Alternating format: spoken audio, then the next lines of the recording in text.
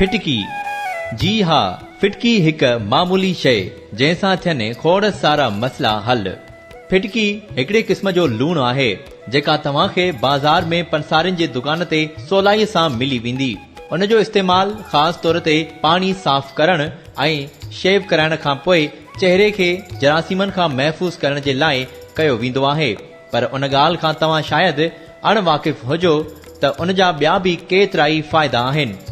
चेहरे जा मोहीड़ा ऐं चुटा याने दाग ख़तम करण।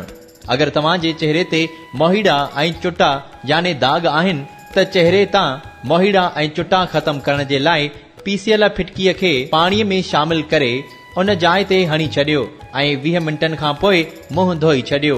पर जेकॾहिं तव्हां खे चेहरे ते साड़ो महसूस थिए थो त फौरी तौर ते मुंहं खे धोई छॾियो ऐं उहो टोटको इस्तेमाल करण खां पासो करियो।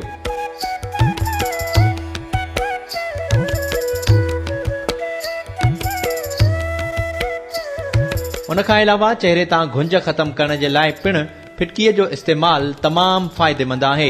चेहरे तां घुंज ख़तम करण जे लाइ फिटकीअ जे नंढड़े टुकड़े खे भिॼाए आहिस्ते आहिस्ते मुंहं ते घसायो ऐं कुझु देर खां पोइ गुलाब जे पाणीअ सां मुंहुं धोई छॾियो।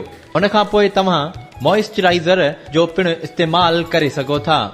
ख़ारिश जे ख़ात्मे जे लाइ पिणु फिटकीअ जो इस्तेमाल करे सघिजे थो। ख़ारिश ॿिनि क़िस्मनि जी हूंदी आहे ऐं ॿिन्ही सूरतुनि में तकलीफ़ ॾींदी आहे।